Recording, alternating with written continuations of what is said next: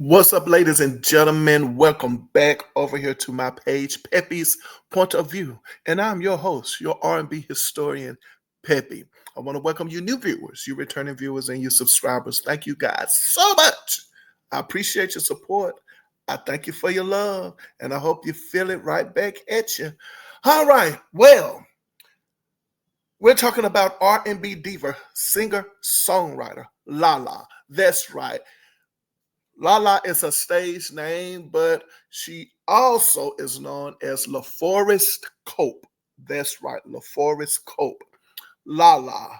She is a singer and songwriter, and she is definitely known. People would say she's best known, but she is definitely known for her hit song, the writing of Whitney Houston's You Give Good Love. That's right, the record went on, or the album itself went on to sell 25 million copies worldwide.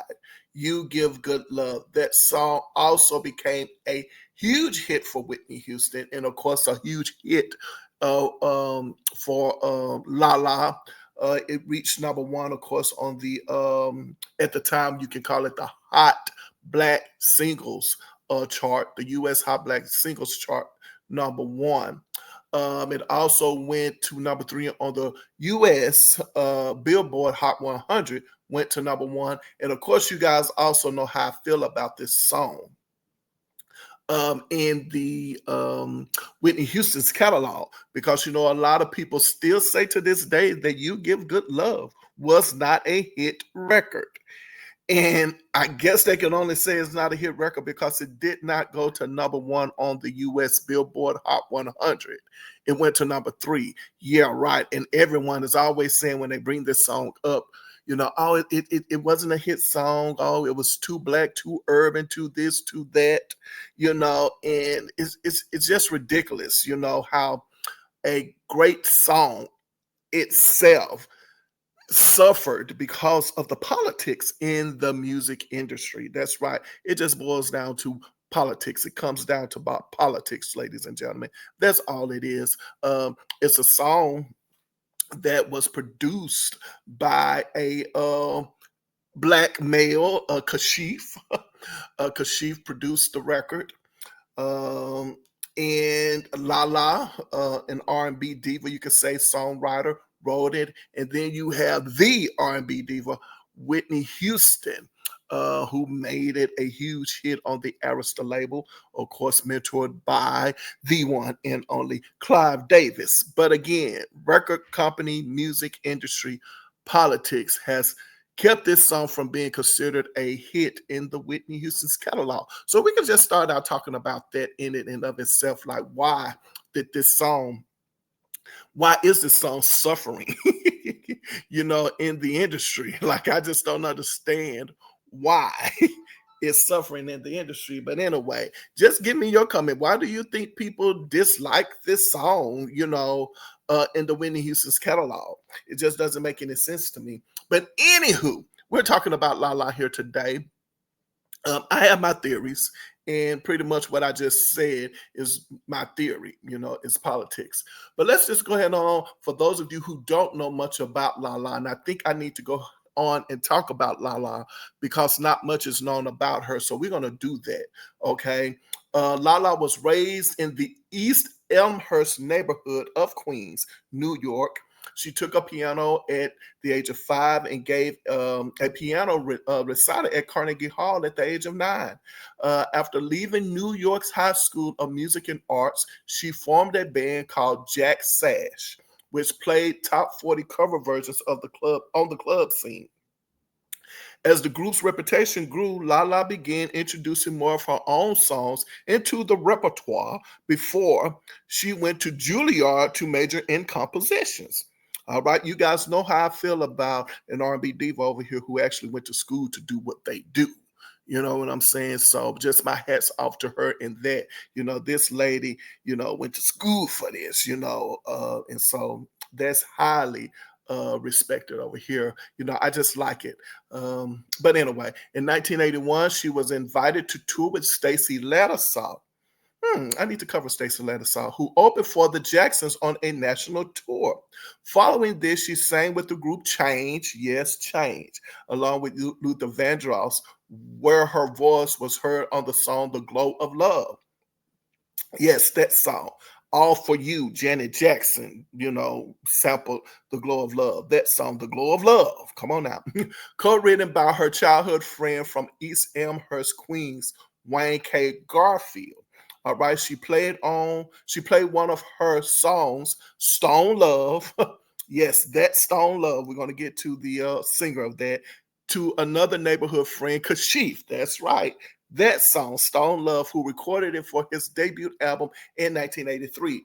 Now, the Kashif and Lala connection is that, of course, Kashif went on to become like a mentor to Lala. She, I think, was signed to his publishing deal. She had a publishing deal with him, and that's, of course, the Kashif connection with, of course, Whitney Houston, Clive Davis, so on and so forth.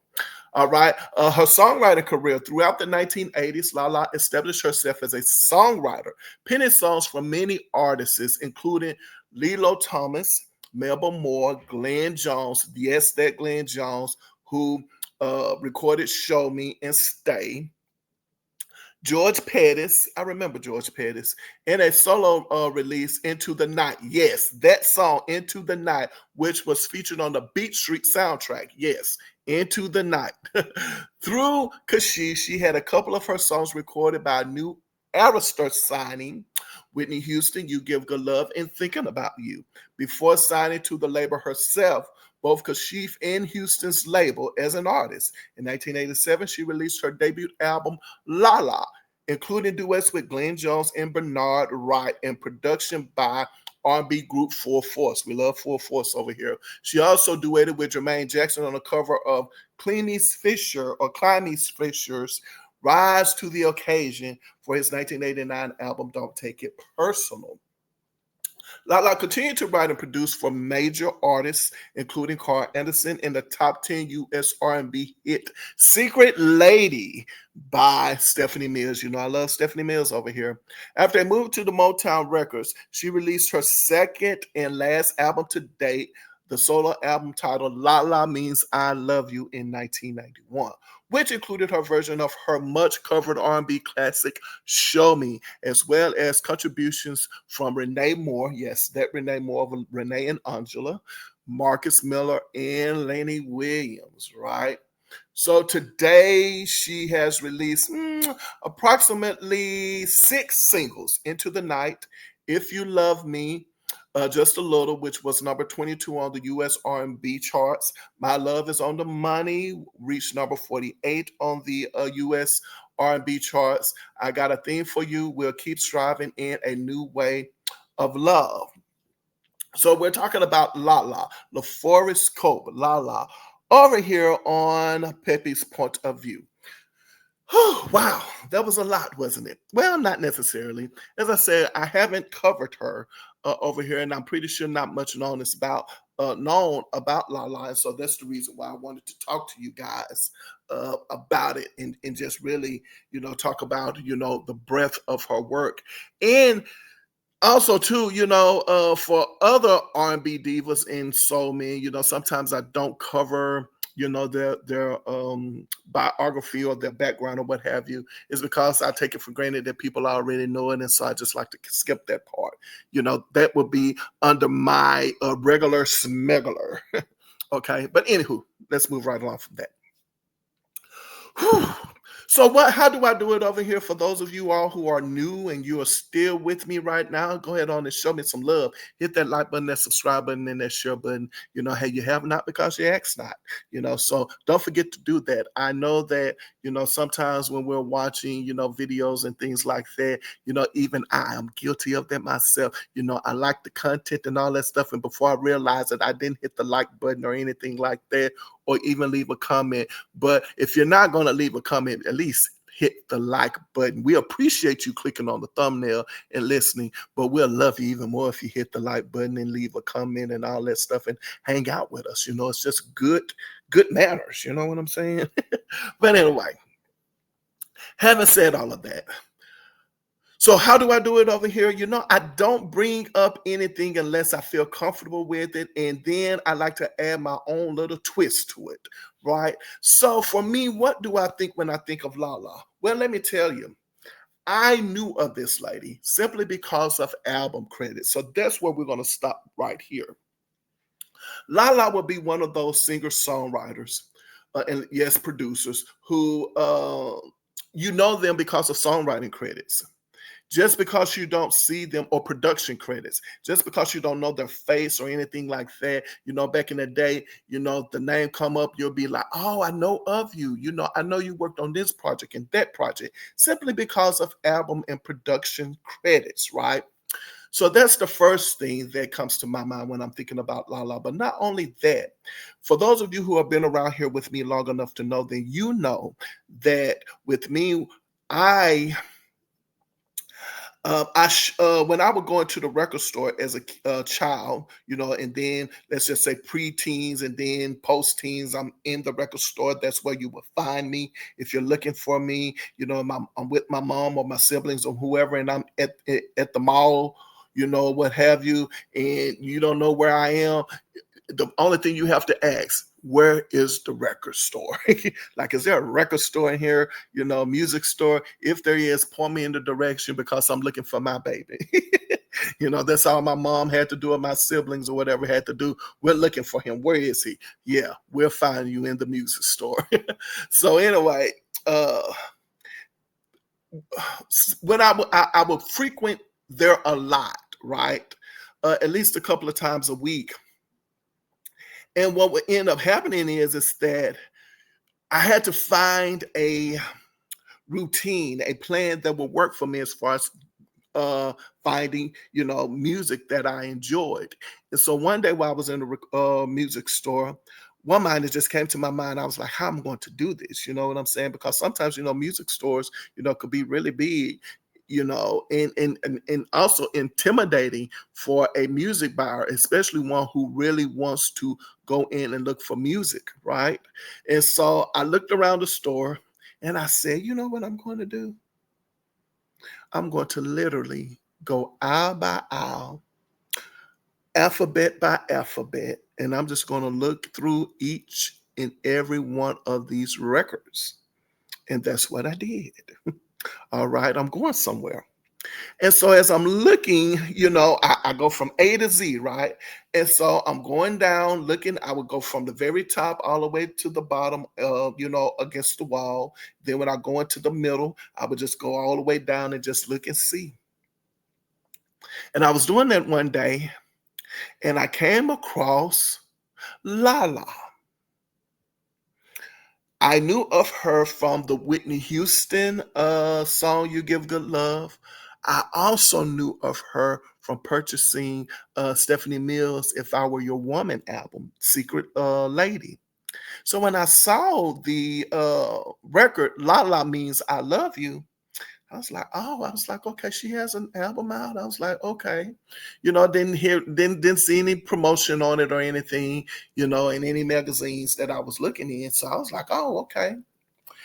And I picked it up. I did. I looked at it. I was like, I don't know. Do I want to? And at this moment in time, for me, it was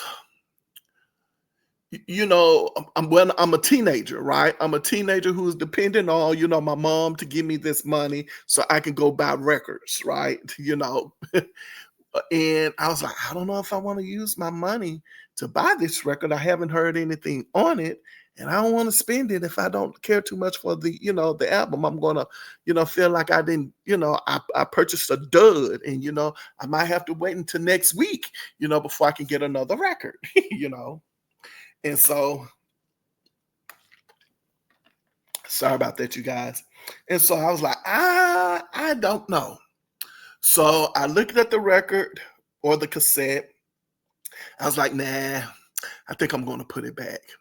And so I was that close from purchasing the album or the cassette, La La Means I Love You.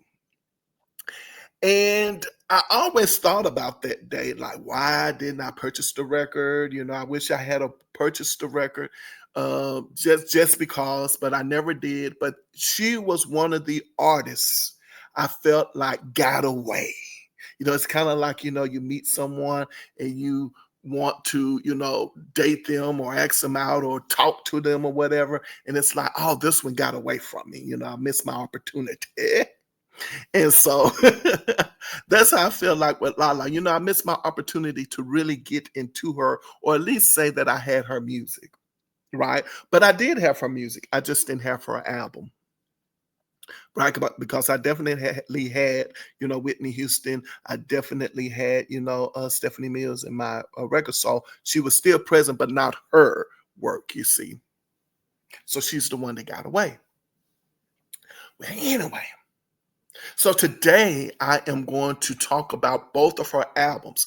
Now, her first album I had listened to, oh man, a while ago. Like this here was I listened to this album back in September.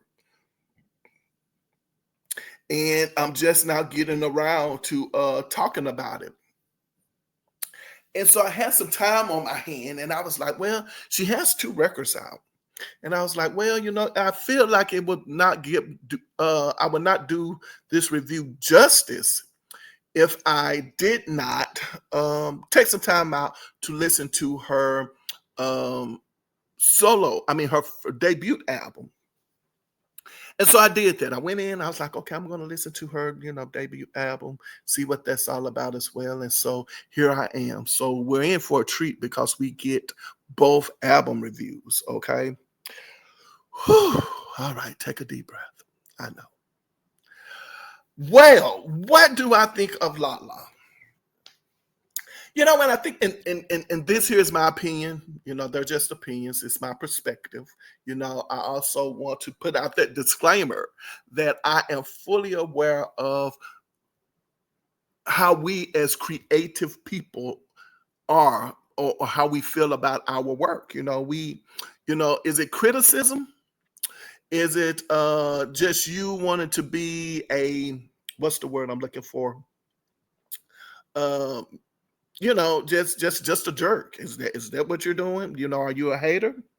Is it criticism? Is it, just your own personal taste? What is it? Well, over here, my mission is always is to uplift. I know, your mom would say, at least my mom would say, I grew up in a household where my mom would say, if you don't have anything nice to say, then don't say anything at all. Just don't say anything, you know. But, as I write about this now, I think I have matured. I matured with my musical taste. I say this again, I'm going to say it always. I've gone from just being a person who just loved music for just the surface stuff. I want to hear a hit and I want to see you looking good, delivering that hit. You understand what I'm saying? Like, I'm not into the politics of it all or what you have to say. Just let it be a good song. But now I am appreciating this even more. I'm appreciating music even more, and I am loving the fact that I get to dive deeper. At least I'm pulling back the top layer, the top surface. I'm pulling that back, and I'm like, oh, okay, yeah. I'm listening to it now to see the total package, and and I'm getting all of this vibe and see how some things are similar, some things are not similar. What is my own personal take, and where is my voice in the midst of all of this? So that's where I am, with that. And so, Lala, when I think about these two albums with Lala, I have to say, I think about her career as the little engine that could. Yeah. I think of Lala as the little engine that could. Her music, she, I don't think, and this is where I'm, it's just my point of view. I don't know if Lala suffered from lack of promotion, right? You remember I told you I'm the one who would go line by line or aisle by aisle or row by row looking for, music to find and just seeing what's out there. And I said I don't remember this record being promoted. Lala means I love you. So I don't know if that was out there, So I can't say if her album suffered from promotion. I do know I remember because I was glued to the television set and watching BET. I remember the song Always. I love the song Always. I do. Hmm. So I don't know if that's what it is. But what I can say for sure is when I say that Lala comes off to me as a little engine that could, as far as um her her success as a solo singer, she is a very talented singer and songwriter. She is. We know that. She can deliver the goods. You give good love, thinking about you, show me, secret lady. She is definitely a great songwriter in all the other songs she's penned, but she's a great songwriter. We know that. We know that. I can only imagine probably how cause she felt about Lala when he probably heard the song "You Give Good Love" or any of her music. Because as I listen to her music, the first thing that comes to my mind, I'm like, this is promising. I'm talking about her two albums. It's promising. The little engine that could. You got the goods. We know you do. She, to me, as far as a singer songwriter, is someone who, when you hear her, for me, I get the feeling you don't have to prove yourself. We know it. It's just there. You don't have to prove yourself. However, when I'm listening to these two albums, I'm saying this is great material. It's just not great for her. I'm like, no, this is not great for you. This is not your material. And the way I see her as the artist that, oh, I hate to say it this way, but I'm going to say it. I would say it this way. I would say, Lala, you're a great singer and songwriter. But what you are writing, what you have written, are not songs for you. These are not yours. I don't think you could pull it off. I don't. And it's such a shame when we're talking about artist development because there was definitely artist development in the day and time when um, Lala was in the business, right? However, I think that even when she's working with Full Force, she's working with Marcus Miller and all of those. See, she reminds me of, who was it? Of what's the lady name? Phyllis Hyman, because Phyllis Hyman went down this same route, right? Throwing music at her. We know you can be this pop diva. We know you have the goods, this, that, and the other. We're trying to put you in this box, and this box is not for you. You have to be yourself, and we can cross you over if we just let you be Phyllis. But it's a shame that most people want to see you in a particular way. And so, since they want to see you in a particular way, they kind of groom you and tailor you into what they think you should be. Because let's just say, oh, well, you're very tall. You're tall. You got that plunging, neck line. You know what I'm saying? I'm talking about Phyllis Hyman. So we can glam you up and we can do this to you, so on and so forth. And and give you these songs, and we know that you can do it and deliver this. We can see you doing this.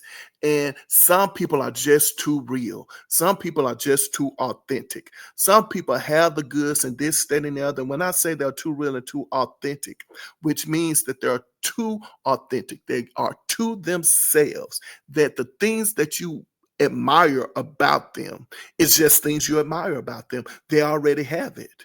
It's already admired. So why tamper with it? Ah, yeah, exactly. Why tamper with it? Leave it alone and just let it be. and everybody will admire you simply because you got the goods. So when I am thinking about Lala, I'm thinking about that. I'm thinking somehow or another she wasn't, what's the word I'm looking for? There was no A&R for her, maybe. There was no identity. And yet she worked with some great producers, but they were probably great for other artists and they probably could deliver it, right? They could deliver the goods. So you was like, oh, okay, we think you got it. You know, we got Marcus Miller over here, we have Full Force over here, we got Renee Moore over here, you know, this, that, and the other. You know, and just because they're great producers for other things and they've done great for other things, they just might not be able to do great things for Lala or with Lala.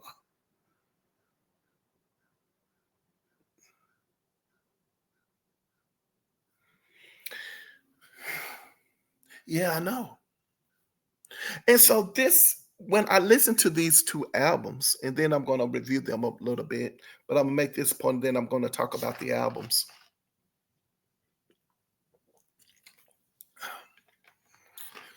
I think that's how she suffered with, let's just say, her songs on the charts and her music in general. She so needed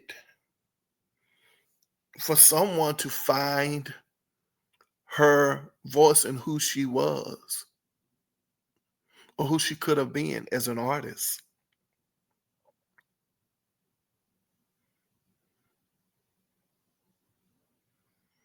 Yeah. Yeah. And so let's talk. And I'm gonna just come, I'm just gonna throw some things out there. And I'm talking about both albums, okay? Okay, first thing, Renee Moore. Let's just get that out the way. The first album, Renee Moore. Well, no, let's just talk in general. We'll do the first album first. How about we start with the first one first? First, her first album. The first thing that comes to my mind when I listen to the first song on the album, if I listen to it in its order, If You Love Me. Let's just say I'm like, oh wow, I think she has a great voice. But I'm thinking that her music or the production doesn't match her voice. I'm saying great song. I'm kind of digging it. And then I'm thinking about it. I'm like, oh, Full Force. I'm like, oh, okay, this is Full Force. I was like, okay, I like Full Force's productions. And so I'm like, okay, yeah, okay. You know, as I said, it's great voice, but the music is just not matching. Something that's not aligning. I don't know if it's like her. Let me just skip that part. We'll get to that. And then I get to the next song. I got a theme for you. Oh, Kashif. Okay, this is a Kashif song. I don't know if you guys remember, but Kashif said back in the day, his production style was, hey, let's just keep it simple. He keeps it simple. It's a simple production. It's simple production for him. He's not cluttering. He's not doing any of that. It's a simple production. So think of Love Come Down. Think of Love Coming at You. Love Come Down with Evelyn Champagne King. Love Coming at You with or Living for Your Love by Melba Moore. Right? It's just very simple. Even Kashif's songs are very simple. And so this is when I get to the thinking it's promising, but it's not interesting. It's promising, but I'm not interested.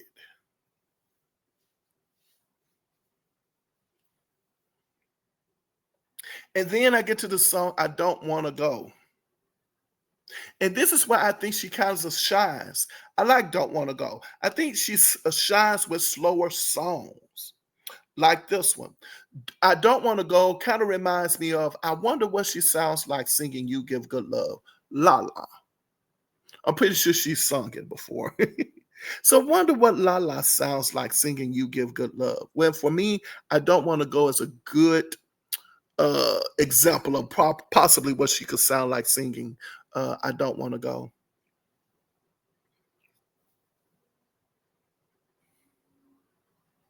And then I get to the duet with her and Bernard Wright, "We'll Keep Striving." And I have to say, it's produced by Marcus Miller, but I will have to say this. As with this duet, it appears to me, it sounds like Bernard Wright and Lala are just not interested in this song or interested in being duet partners. It just doesn't sound like it.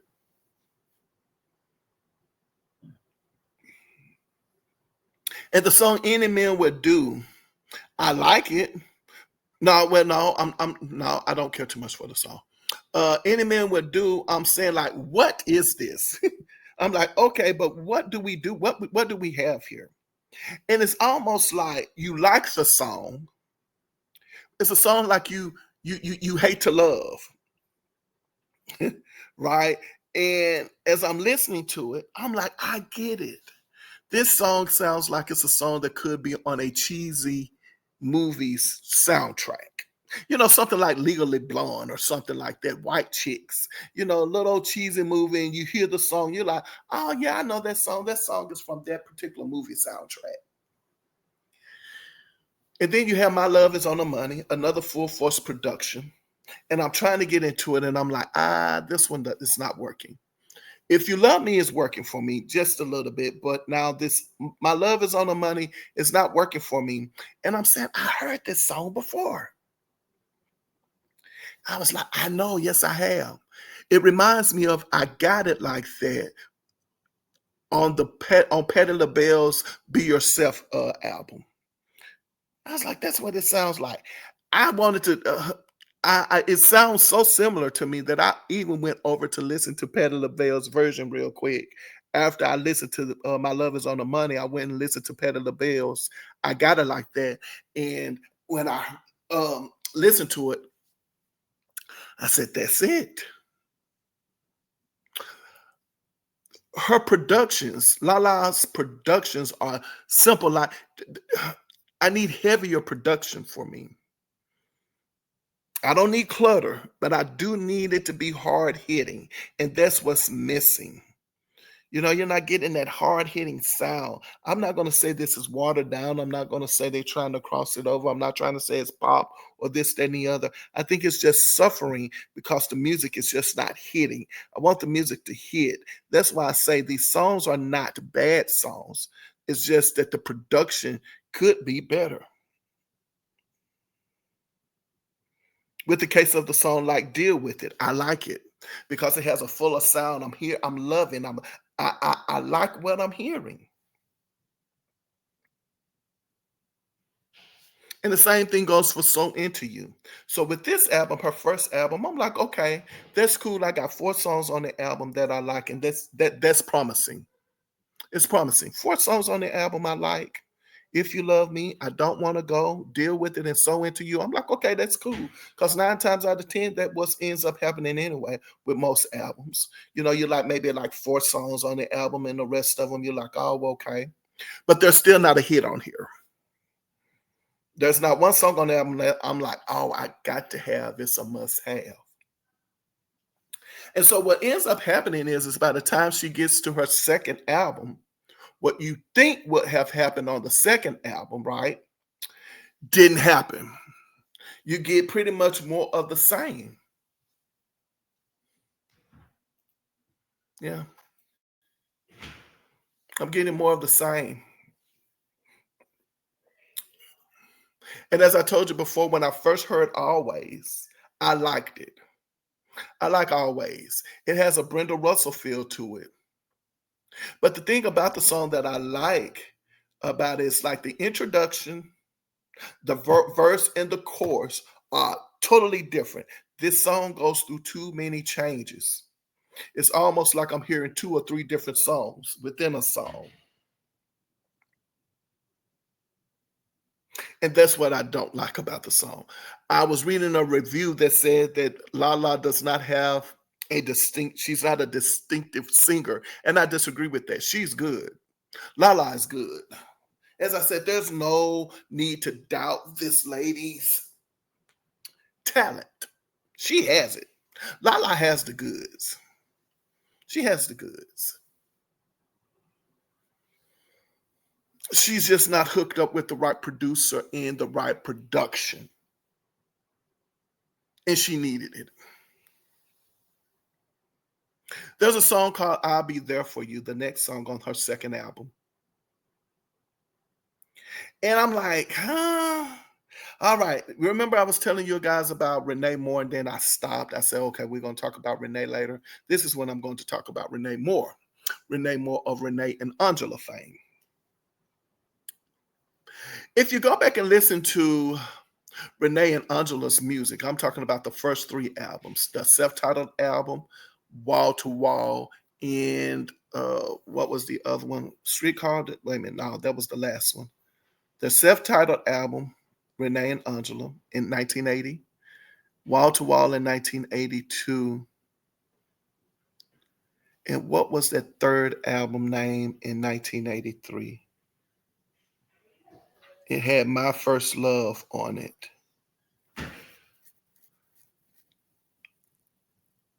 I can't think of that album. And I don't know why I can't think of that album.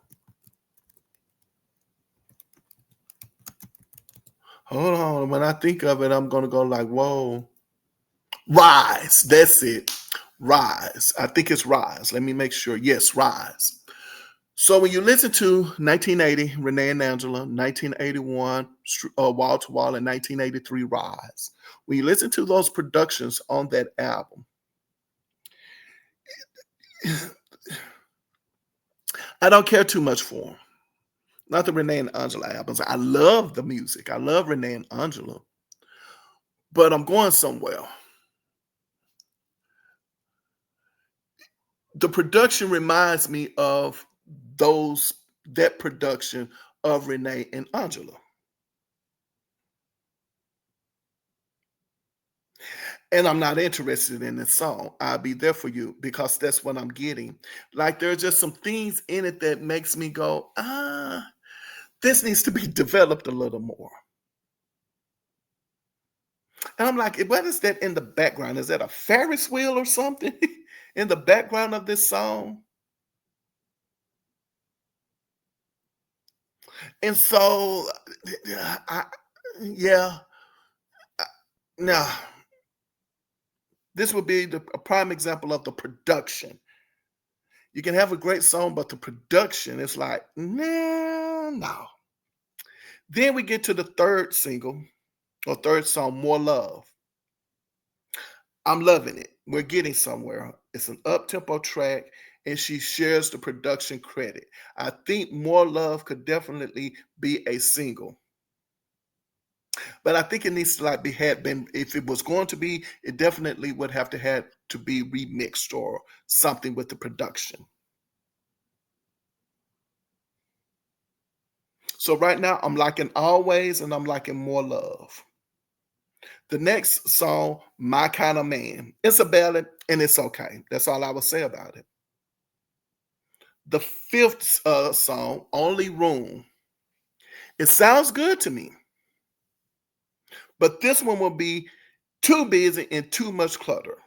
I still say very promising. That's the thing about for me with again with Lala. Everything is promising. Everything seems like we're going somewhere. The potential is there. It's promising. It's interesting. What are we doing? Where are we trying to get to? And so I noticed that there's a song on here called Show Me. And I'm like, okay, is this a new Show Me? Is this her Show Me? Did she redo her song? And you should already know what I'm thinking. I am bracing myself. I'm holding myself. I'm like, oh my gosh, Show Me. She is going to remake Show Me. Glenn Jones is her song, Show Me. And I'm bracing myself because number one, I'm bracing myself because I'm like, oh my gosh, I hope she doesn't come up short. I hope she doesn't come up short because Glenn Jones's Show Me is great. Lady, don't come up short. but I'm anxiously waiting to hear the song. And then it starts to come on.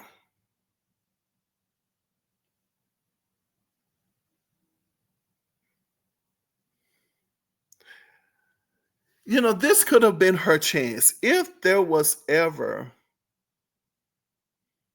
an opportunity that was given to someone, I think this would be that opportunity. Show Me would be Lala's opportunity to make good, to make bank, right? This would be her opportunity. It is one of her signature songs, Show Me. But now it can be her signature song as an artist. She's produced it. But what ends up happening is that she adds a twist to it, to the production, to the way in which the song is delivered. It has like this acoustic feel to it. Yes, vocally she's strong as ever, but there's no punch in this song.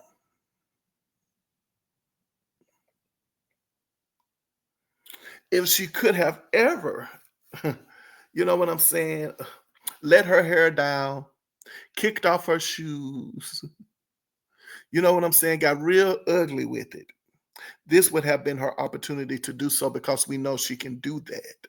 And yet she didn't deliver. It was like, we need you to deliver this thing. And I think she dropped the ball on this one. And I know how most people are. We especially doing remake. Oh, I just want to add my own little thing to it, my own little spin. You know what I'm saying? I don't want to sound just like him. And I'm like, forget that. Like, not only sound like him, but outdo your own self. And then we get to Baby I'm Yours. Like it, still too busy, and it's cluttered. And anyone can love the next song. Anyone can love Kyle West. Kyle West. I was like, oh, okay. So I like it. I was like, this could have been a single. It could have been a single. I like it. And then it kind of like it just fizzles. And I'm talking about the next two songs, and then the album ends. But my favorites on this album will be Always, More Love, Only Room, Baby I'm Yours, and Anyone Can Love.